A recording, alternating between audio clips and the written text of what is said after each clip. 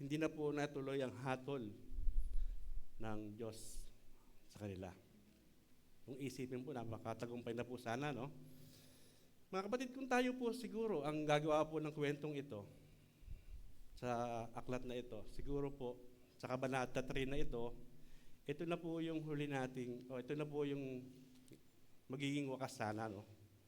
Kasi napakaganda po ng ending, di ba? Pero, subalit, ang katotohanan po sa umagang ito ay hindi po doon nagtatapos ang kwento ng aklat na ito. Sapagkat ang tunay po na problema ng aklat na ito ay hindi lamang po yung problema ng makasalanang lungsod ng Ninibe. Kung hindi po sa kondisyon po ng puso ng isang lingkod po ni Yahweh. Yun po ay walang iba kundi si Jonah.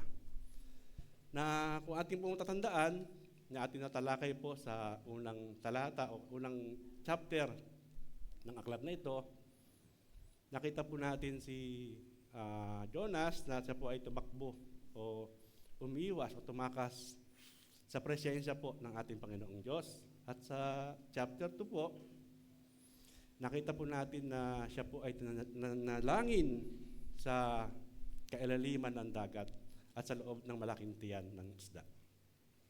At chapter 3 po, ito na po sana ang pinakamagandang ending sana po na aklat na siya po ay nangaral. At ang resulta, nagbago po ang buong bansang Ninibe mula sa hari hanggang sa pinaka-ordinaryong tao sa bansang iyon. Kung ating pong iisipin mga kapatid, parang isang matagumpay na misyon, di po ba? Isang matagumpay na misyon, isang makasaysayang revival po sana ito. At napawi po yung hatol ng Diyos sa tagpong ito. Ngunit ang masakit po mga kapatid, pasensya na po kaya hinabaan ko lang yung aking introduction dahil medyo maiksi lang po ito. Ang masakit po mga kapatid sa pagdating po ng chapter 4, dito po natin makikita o mababasa natin na ilalahad po ng Diyos ang tunay na kalagayan o maling puso ng kanyang lingkod na si Jonah. At higit sa lahat po doon, dito ipapahayag ng Panginoon ang kanyang pinakadakilang habag po. Hindi lang po kay Jonas, hindi lang po sa Ninibe, kundi sa sanlibutan po. Yan. Kaya sa umagang ito mga kapatid, tayo po ay mag-aaral nga. Pag-aaralan po natin kung bakit nga ba nagmamaktol o tumigas po ang puso ni Jonas sa kabila ng habag at awa ng ating Diyos sa tagpong iyon. At habang tayo po ay makikinig o pag-aaralan po natin o maaaring makita po natin ang ating mga sarili sa salamin ng kwentong ito. Kaya mga kapatid, sa karanasan ito ni Jonas ay maaari pong maging isang babala po sa atin ito. Biglang isang aral sa ating buhay bilang isang lingkod po ng Diyos sa ngayon. Yan. Kaya po ang aking title po ngayon ay Tagalogin ko na lang po rito. Ang isang pusong kayang ipahayag ang katotohanan, ngunit nabibigong magpakita ng habag. Yan. At ang tema po sa umagang ito, ang puso ng Diyos ay para sa mga bansa, ngunit may mga lingkod na makasarili ang puso. Tayo po tayo sa pagbabasa po ng salita ng Diyos. Sa unang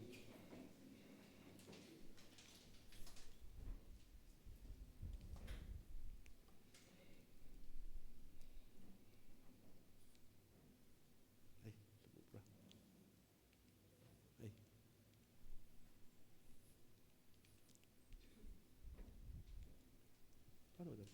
Pas pababa. Yan, tama. Pakibasa po sa unang slide, kayo po. Pakibasa po mga kapatid.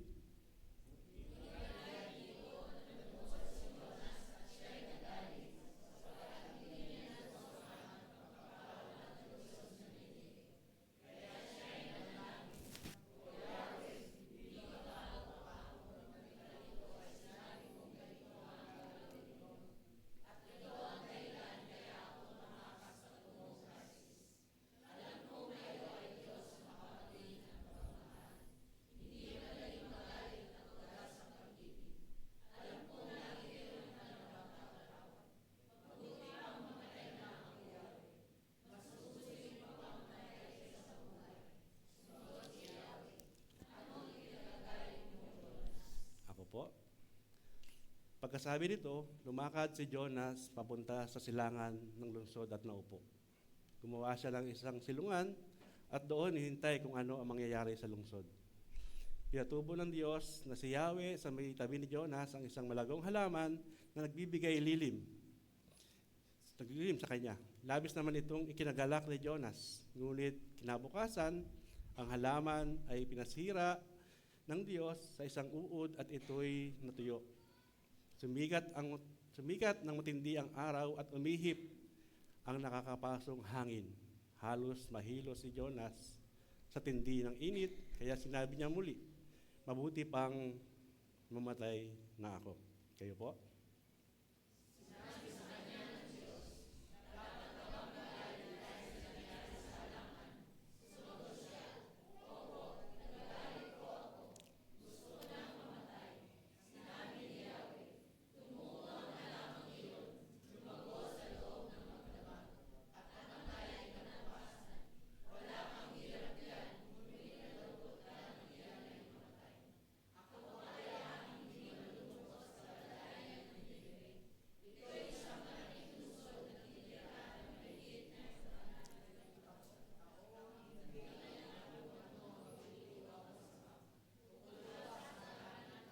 Salamat po. Tayo po ay manalangin. Ama naming Diyos, kami po ay lumalapit sa inyo, Panginoon, na punong-puno ng pagpapasalamat sa umagang ito. Salamat, Panginoong Diyos, sa kalayaan na aming tinatamasa sa kabila, Panginoon, ng mga iba naming mga kababayan sa ibang bansa ay nakakaranas, Panginoon, ng paghihirap dahil sa nangyayari, Panginoon, sa ibang bansa, Panginoong Diyos. Salamat, Panginoon, sa pagkakataong ito na kami po ay makakapakinig, Panginoong Diyos, ng inyong salita, Panginoon, sa umagang ito. Dalangin ko, Panginoong Diyos, sa aming pag-aaralan na ito, O God, nawa makita po namin ang aming mga puso na kami, Panginoon, ay maaaring maging katulad ni Jonas, O God. Nawa, sa aming pag-aaral na ito, ay matutunan namin, Panginoong Diyos, ang nais niyong ituro sa amin na mai-align ang aming mga puso sa inyong pamantayan, Panginoong Diyos. Maraming po salamat, O God. Salamat po sa inyong salita. Salamat sa mga taong narito, Panginoon. At nawa ang buong gawain na ito ay inyong pagpalain, Panginoon, at samahan kami, O God. Kaya hindi, Panginoon, ang inyong lingkod. Nawa, bigyan niyo po ako ng tapang, kalakasan, O God, karunungan na nagbumula sa iyo lamang, O God. Kayo, Panginoon, ang makita sa umagang ito. Kayo ang marinig, Panginoong Diyos. Marami pong salamat, Panginoon. Ito po ang aming dalangin sa pangalan ng aming Panginoong Hesus. Amen. Upo na po tayo. Yan. Sa ating pagpapatuloy, sakto 11 o'clock. Yan. Sa ating pagpapatuloy, mga kapatid, ating pong unang bahagi ng kwentong ito, ang ating tatalakayin po yung unang bahagi ng kanyang puso. Yan.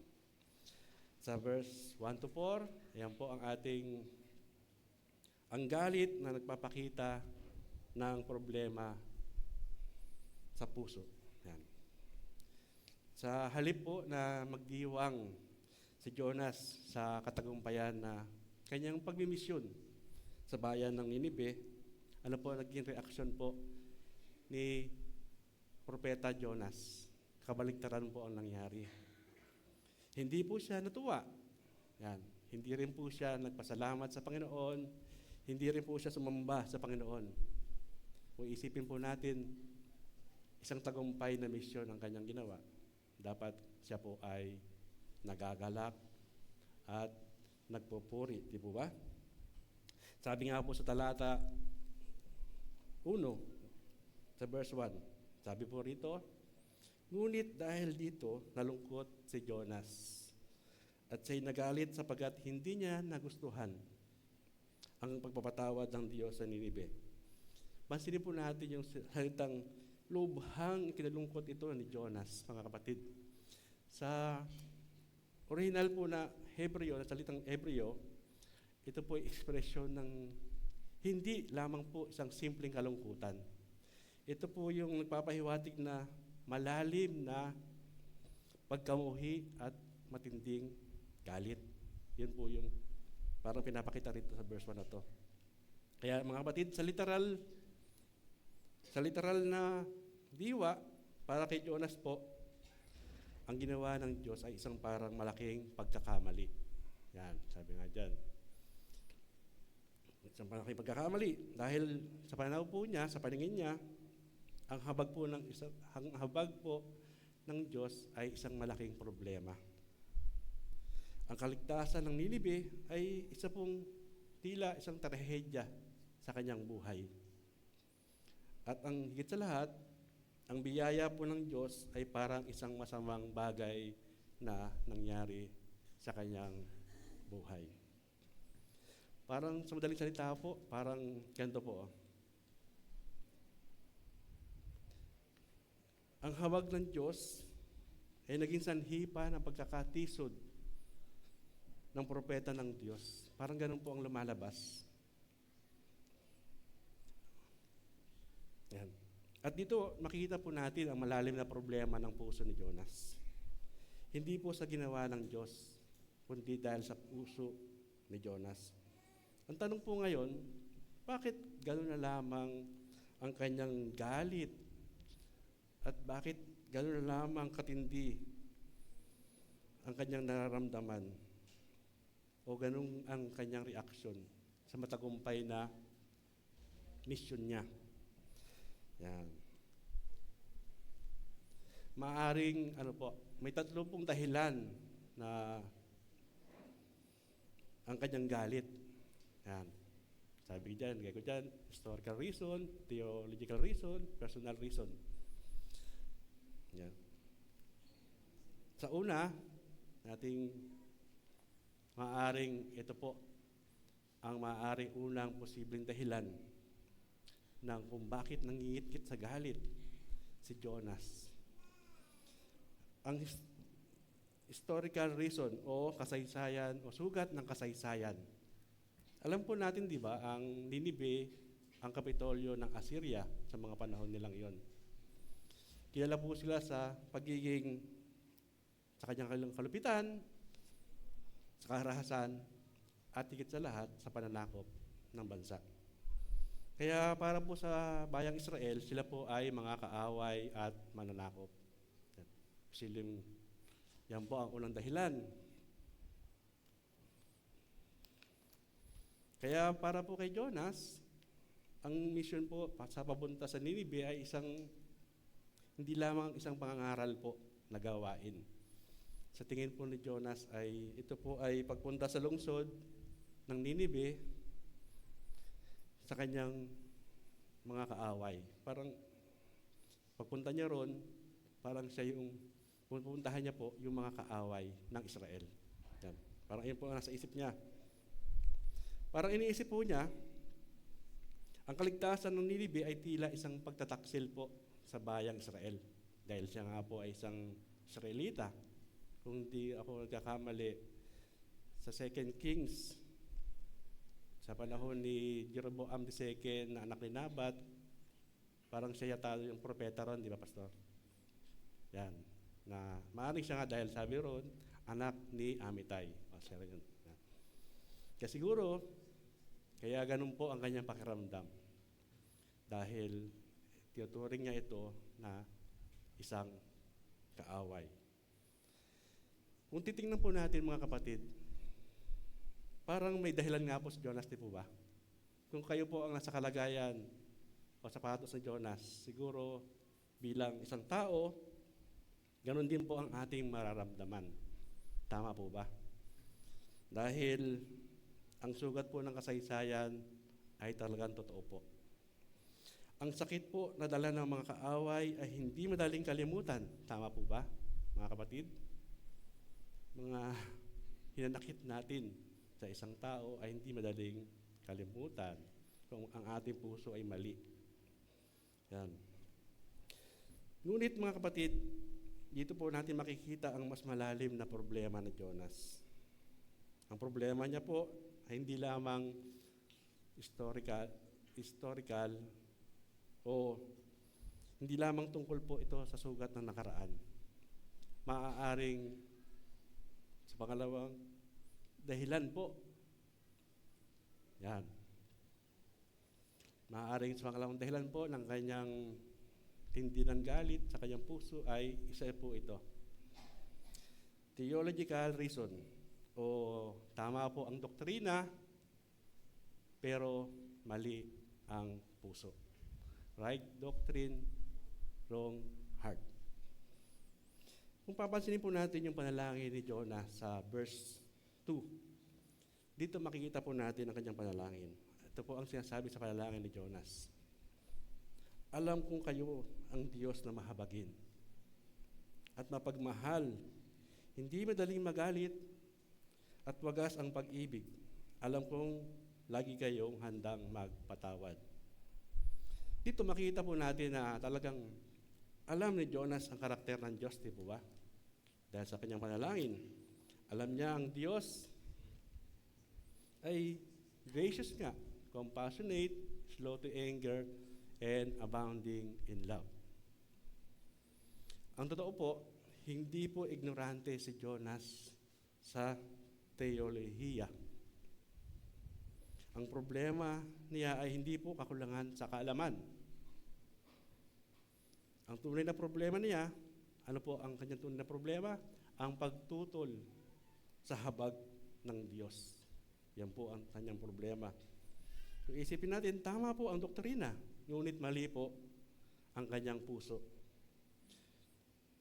Kilalang-kilala po niya ang Diyos, ngunit ayaw niya ang Diyos ay maging mabuti sa kanyang kaaway. Mga kapatid, minsan posible pala na tama ang ating teolohiya, ngunit mali ang ating puso, di po ba? Maaring tama ang ating kaalaman tungkol sa Diyos, ngunit ang ating puso ay hindi pa rin pala umaayon sa puso ng Diyos. Yan po ang masakit na katotohanan. Na kasabihan nga po, kahit na alam natin ang buong Biblia, kung hindi naman po naka-align ang ating pamumuhay, ang ating puso sa buhay ng ating Panginoon, ay walang rin tayong kwenta. Yan po mga kapatid. At sa pangatlong posibleng dahilan po, ito, marami po ang guilty rito. Yan. Sa madaling salita, selfish. Marami po sa mga panahon natin yan. Sa verse 3 po, natin makikita yan. Sabi ang pusong nakatuon sa personal na sarili, nakatuon sa sarili. Sabi nga po sa verse 3, sa English, o sa Tagalog po, ang sagot ni Jonas dyan, mabuti pang mamatay na lang ako, Yahweh. Isipin nyo, no?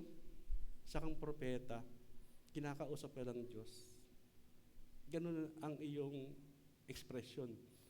Ganun ang iyong pakikipag-usap o pakikitungo sa ating Diyos. Parang ikakaiba talaga, no? Mas gugustuhin pa niyang mamatay kaysa mabuhay. Isipin nyo, alam niya yung biyaya ng Diyos, ngunit ayaw niya ito umabot sa iba. Tingnan po natin, sa ating panahon, kung maaaring tama po, pansinin po natin, kapag ang biyaya po ng Diyos ay para sa atin, ano po ang ating pakiramdam? Di ba, sobrang tamis. Ang sarap sa pakiramdam kung ang biyaya ng Diyos ay para sa atin. Ngunit tandaan po mga kapatid, kapag ito naman po ay para sa ating kaaway, ano po ang ating pakiramdam?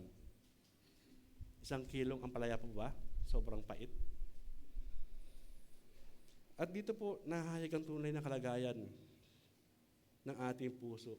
Hindi po sa ating pagsasalita, hindi po sa ating mga sermon na kayang ipangaral, kundi sa reaksyon po ng ating puso kapag ang Diyos ay naging mahabagin sa mga taong ayaw nating kaawaan ng Diyos. Meron pa tayong ganong puso, mga kapatid? Sana po ay wala po. At dito sa verse 4 po, dahil nga sobrang galit ni Jonas, biglang tinanong po siya ng ating Diyos. Yan, dyan tayo po. Sa verse 4, sa gitna po ng galit ni Jonas, isipin nyo, hindi po siya agad pinarusahan ng Diyos. Siguro kung ako po yun, anak ko po yung ganun sabihin sa akin, baka yun itinapon ko na sa labas at pinalayas ko na, di ba ba? Nga. Sa halip, ano po ang ginawa ng Diyos? Nagtanong lamang po ang ating Diyos kay Jonas. At ang tanong po ng ating Panginoon, o ni Yahweh, sa tagpong iyon, anong kinagagalit mo, Jonas? Anong kinagagalit mo, Jonas? Mga kapatid, ang Diyos po ay hindi nagtanong dahil kulang po siya ng kaalaman. Alam naman natin ng Diyos, ay alam niya ang lahat. Ngunit sa tagpong ito po, ang nais ipakita ng Diyos kay Jonas, nagtanong lang po siya upang ilantad ang maling puso ng kanyang lingkod. Yan po ang ginawa ng ating Panginoon. Parang ganito po siya sabi siguro ng ating Panginoon, Jonah, may karapatan ka bang magalit sa aking awat habag? Parang ganoon po siguro kung sa tagpong iyon. Kaya dito, kapansin-pansin po natin na siya po ay nanahimik. Hindi siya tumibo. Yan. Siguro, maaring ang kanyang pananahimik ay hindi pa po handa ang kanyang puso. Maraming taong ganun po, di ba? Pag tayo po ay kinumpronta at sinabi sa atin ang ating pagkakamali, tayo po ay nananahimik lamang.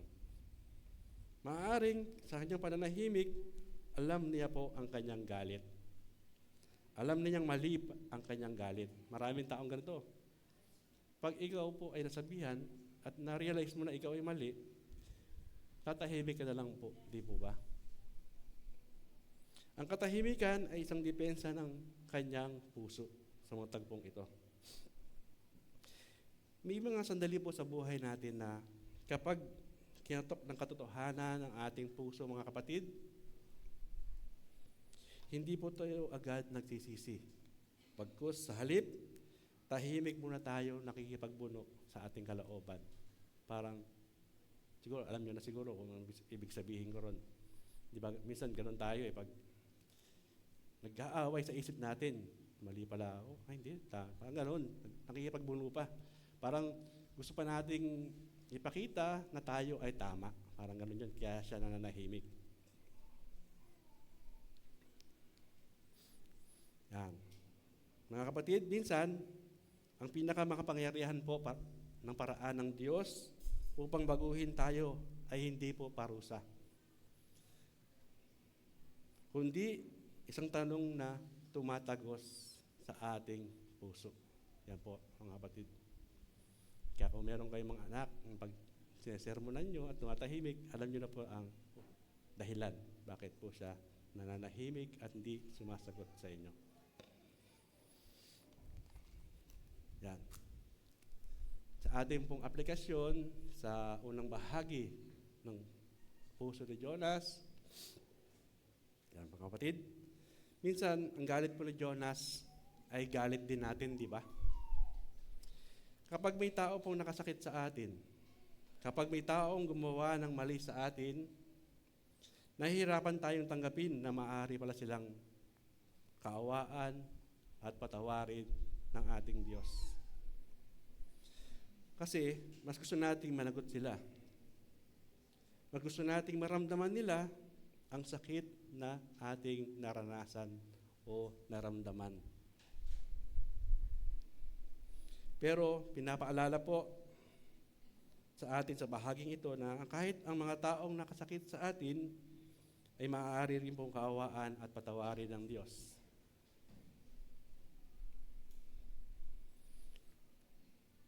Hindi po madaling patawarin. Hindi rin madaling tanggapin ang biyaya ng Diyos. Ang Diyos ay mahabagin sa kanila. Pero ang tanong po ng Diyos sa oras na ito, tama bang magalit? Tama bang manatili kayo sa galit? Yan mga kapatid. Tama po bang manatili tayo sa ating mga galit, sa ating mga puso? Yan ang tanong ng ating Diyos. Tama bang manatili sa galit? Yan. At sa ating pangalawang bahagi,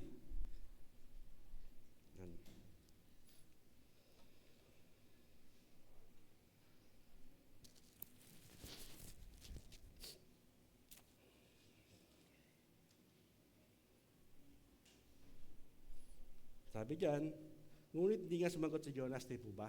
Tahimik lang siya. Sa halip po na magsisi, mayroon ba siyang ginawang kakaiba? At dito, nagsisimula po ang ikalawang larawan ng kanyang puso.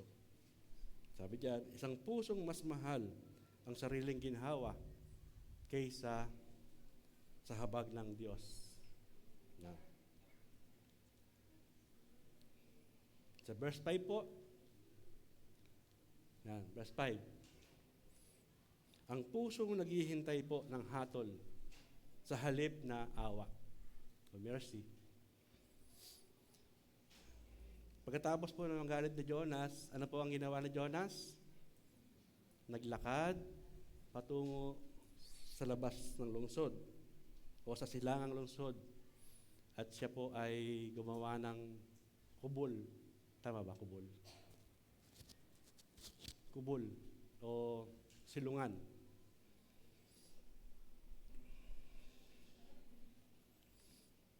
Dito mapapansin po natin na hindi po siya bumalik sa Israel. Hindi rin siya nagpasalamat sa Diyos, di po ba? Hindi siya nakisaya sa pagbabago ng lungsod. Siguro sa mga oras na yon, nasa labas siya ng lungsod. At sa loob ng lungsod, nagkakasiyahan dahil sa celebrate ba? Siguro pakiramdam ni Jonas. Kasi ganun ang tao, di po ba? Ang tao pag inggit na inggit ka lalo, gigil ka siguro lalo si Jonas sa mga tagpong iyon. Parang siya ay gumawa ng kubol sa labas ng lungsod, tapos sa loob ng lungsod, nagkakasiyahan dahil sa kanilang pagbabago. Siguro, pakiramdam ni Jonas sa tagpong ito, ngit-ngit na ngit-ngit lalo sa galit si Jonas sa tagpong ito. Yan, sabi nga dyan, umupo siya sa silangang lungsod at naghintay kung anong mangyayari. Parang umaasa pa po siya na sisirain pa rin ng Diyos ang Ninive. Parang umaasa pa rin po siya, no? Kasi doon nga siya umupo. Siguro iniisip po niya, baka magbago pa ang isip ng Diyos, baka sakaling maawa pa sa akin. Parang ganun siguro po ang nasa isip ni Jonas. Kaya siya doon upo sa lungsod. Inaantay niya anong mangyayari. Parang ganun sa tagpong ito. Nga lang, masakit ng katotohanan, nagse-celebrate nga po ang lungsod. Siya po naman ay nagmamaktol. Yan. Pansinin po ninyo, ang malalim na problema ng kanyang puso. Sino po nagdala ng mensahe sa lungsod ng Ninive upang magsisi ang Ninive? Di ba si Jonah po? Pansinin niyo po. Ngunit hindi niya nais ng kaligtasan ng tao. Parang, tingin ko po rito, epokrito po ba? Parang, hindi siya tunay na lingkod ng Diyos. Parang pakitang tao lamang siguro. O dahil nga sa nangyari sa kanya sa mga naunang chapter, na napilitan na lang siguro. Kaya siya tumuloy sa bayang ng lungsod ng Ninive. Mga kapatid, may ganito pong panganib sa ministeryo. Maaring marunong po tayong mangaral ng katotohanan, ngunit walang malasakit sa mga taong nakikinig. Yung mga tao palang ganon siguro. Kayang mangaral ng katotohanan, pero wala sa puso ang kanyang ginagawa. Tandaan po natin, ang tunay na puso ng Diyos ay hindi po naghihintay ng hatol. Ano po inaantay ng Diyos? Naghahangad po siya ng pagsisisi. Amen po ba, mga kapatid? Yan. At sa verse 6, makita po natin, dito medyo natuwa na si Jonas sa tagpong ito. Tingnan, kabait ng ating Panginoon, no? Pagkatapos mong sagot-sagutin, nakita mo yung kabaitan ng ating Panginoon, no? Pagkatapos ng sagot-sagutin ni Jonas, nakuha pa siyang bigyan ng isang pagpapala. Sabi diyan sa verse, ang pusong masaya sa personal na ginhawa. Sa verse 6 po yan. Nakita po natin na nagpadala ng isang halaman. Ito po yung nagbigay lilim kay Jonas. Kahit na meron siyang kubol, siguro kubol, yung harapan ng kubol may halaman. Kaya mas malilim siguro. Ganun po siguro ang senaryo ng tagpong iyon. Kung ating narandaan pa dito, hindi po ito inaasahang biyaya ng Diyos sa tagpong ito, di po ba? Isipin nyo nga lang, sabi ko nga, pagkatapos mong sagutin ng Panginoon, ay binigyan pa siya ng isa pang pagkakataon. Yun ang halaman na nagbigay ng lilim sa kanya. Ano po naging reaksyon ni Jonah rito? Ating mga basa talata. Labis-labis niya itong ikinagalak. Dito mga kapatid, sa unang pagkakataon po sa chapter 4, dito po natin makikita si Jonas na naging masaya. Sabi diyan, labis-labis na kinagalak ni Jonah. Isipin niyo yun, labis-labis ang kanyang galak, hindi po dahil sa Ninibe o dahil sa awa ng Diyos, ang kanyang kasiyahan o kagalakan na nadarama dahil lamang po sa isang mubunting halaman. Mas nagagalak po siya sa kanyang comfort kaysa sa conversion. Tingnan niyo po yung pagkakaiba, no? Siguro yung Ninibe ay maraming tao sa halaman, mas naging masaya pa siya ron sa halaman. Talagang iba ang puso ni Jonah sa mga tagpong ito. Hindi ba yan? Ayan, problema yan. Ayan, mga kapatid, dako na po tayo sa verse 7. Ang pusong nagalit na, ito na po yun. Maraming taong ganito po.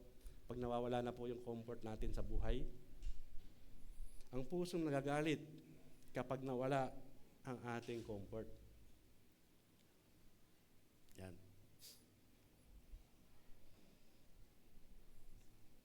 Yun nga, pagkatapos po ng halaman, ano po ginawa ng Panginoon? Nagpadala siya ng uod. Siyempre, natuyo po yung halaman at nawala yung lilim. Tapos nun, nagpadala pa siya ng napakainit na hangin. Bukod po doon, terik na terik pa po yung araw sa tagpong iyon.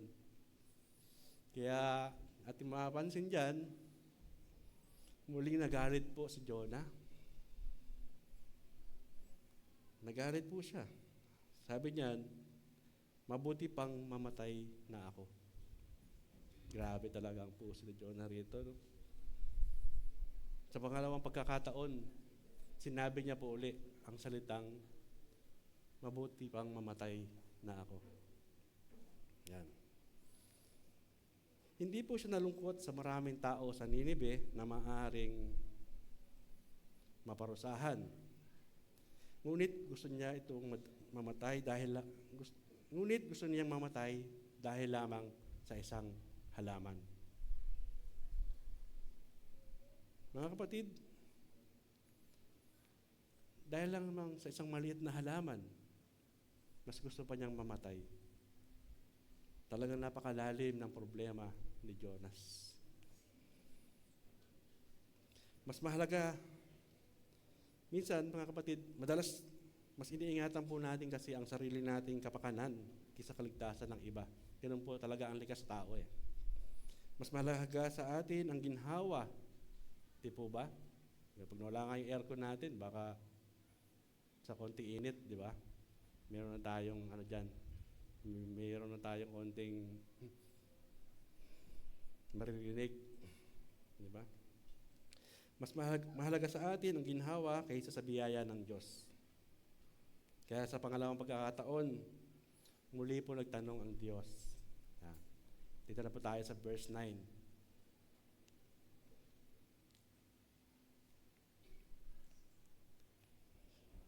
Ang pusong inilalantad ng tanong ng Diyos.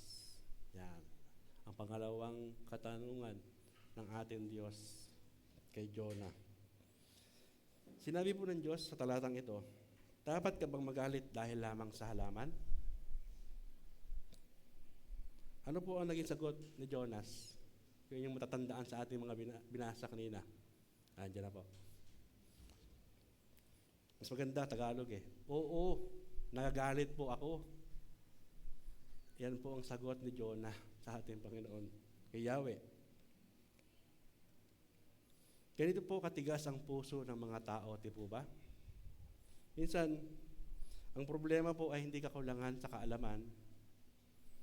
Ang problema po ay kakulangan sa habag at awa. Yun po ang kakulangan ni Jonas. Ito po ang katotohanan.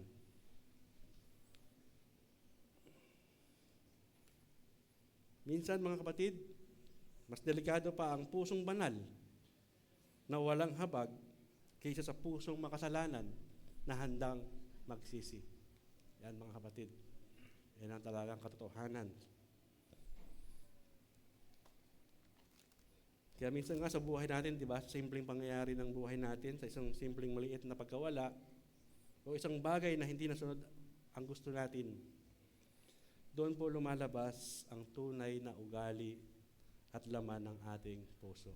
Sa mga maliliit na bagay lamang po, doon na nakikita ang tunay na kulay ng tao. Yan. Sa application po, sa ating pangalawang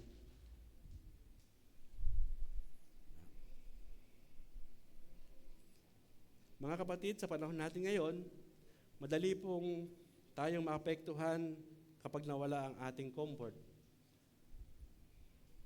Kapag nawalan tayo ng convenience, kapag nasira ang ating plano, kapag may maliit na bagay na hindi napunta sa gusto natin.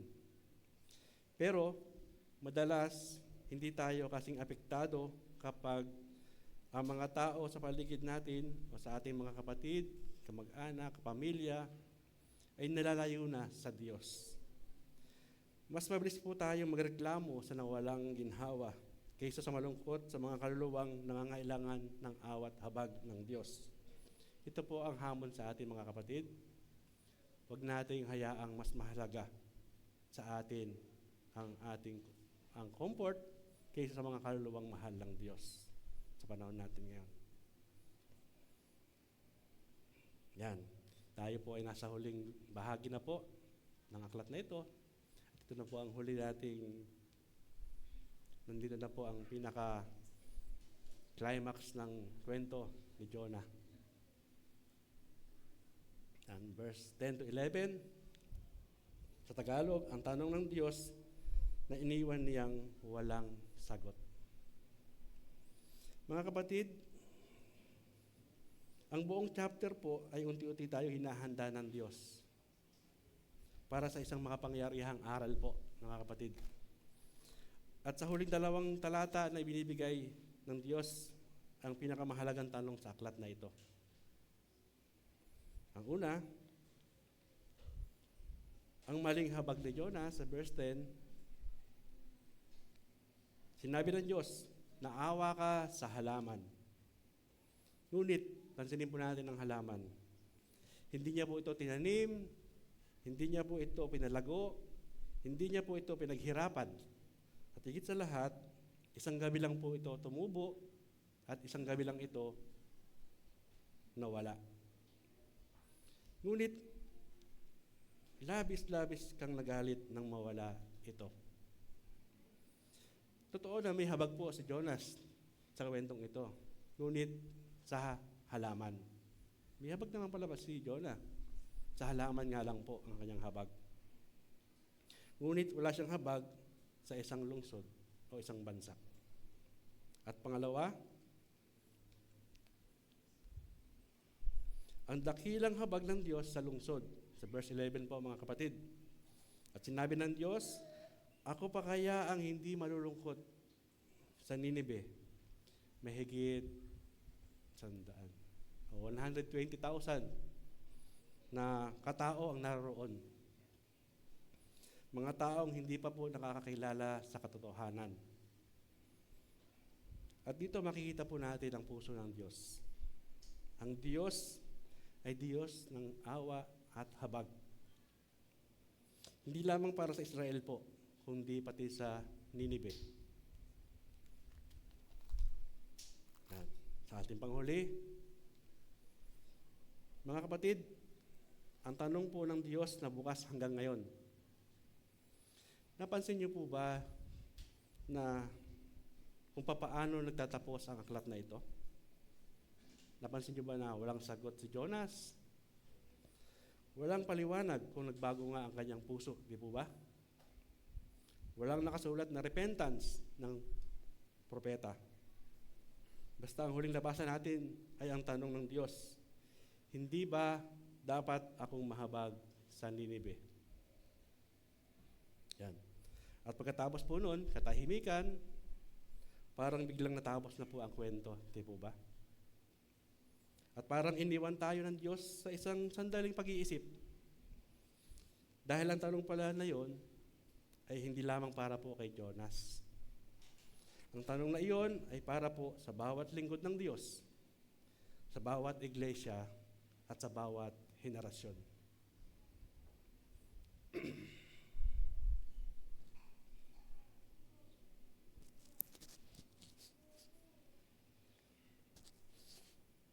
Mga kapatid, minsan po, madaling makita ang kasalanan ng Ninibe kaysa makita po ang laman ng sarili natin puso. Mas madaling sabihin po na ang mundo ay masama, mas madaling sabihin po na ang tao ay makasalanan. Pero ang tanong po ng Diyos ay hindi tungkol sa kasalanan ng Ninibe. Ang tanong ng Diyos ay tungkol po sa puso ng kanyang lingkod.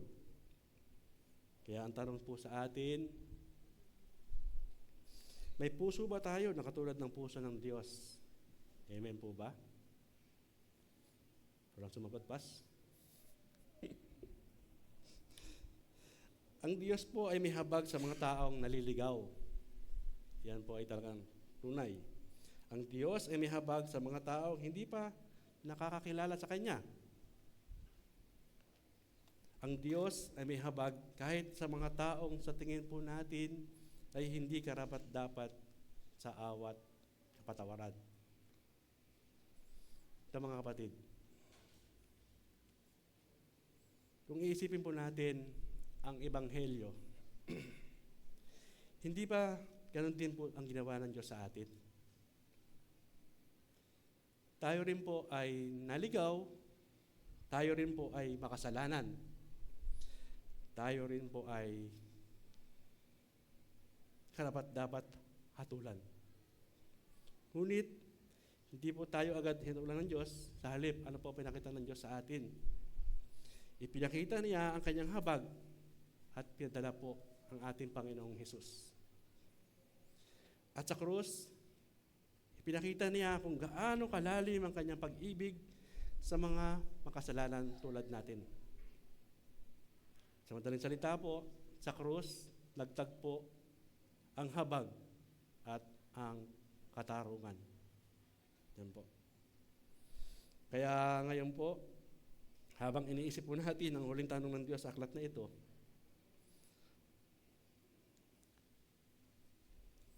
parang ang Diyos po ay nakatingin din sa atin ngayon at nagtatanong, mga kapatid, kung ako ay may habag sa mga nawawala, may habag din po ba kayo o tayo? Kung ako ay nagmamahal sa makasalanan, handa rin ba kayong mahalin sila?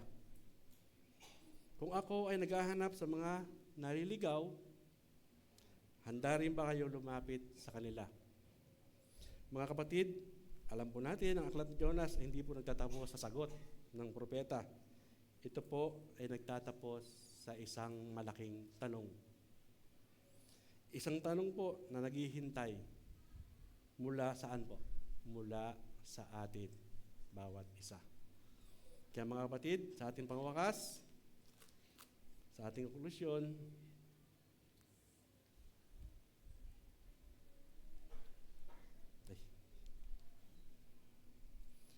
ang aklat po ni Jonas ay nagtapos nga sa isang tanong, hindi sa isang sagot. Hindi po natin alam kung nagbago nga ang puso ni Jonah. Kahit ako po, nag-iisip po ano nangyari kay Jonah after ng aklat na ito. So, tatanong natin sa pastor, kung ano ba nangyari kay Jonas after ito, Pas? Tingin, malamang, naisulat nga niya. Pero ang mas mahalagang tanong po ay hindi kung ano ang ginawa ni Jonas, mga kapatid. Kundi ang tanong ay kung ano ang gagawin po natin.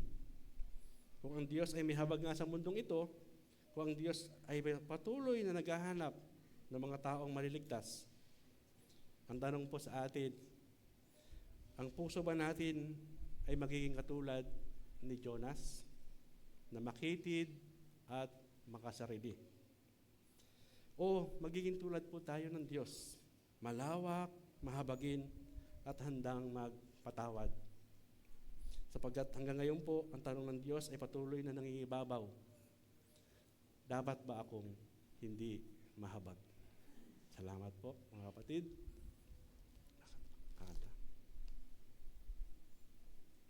Tayo po tayo sa ating closing prayer.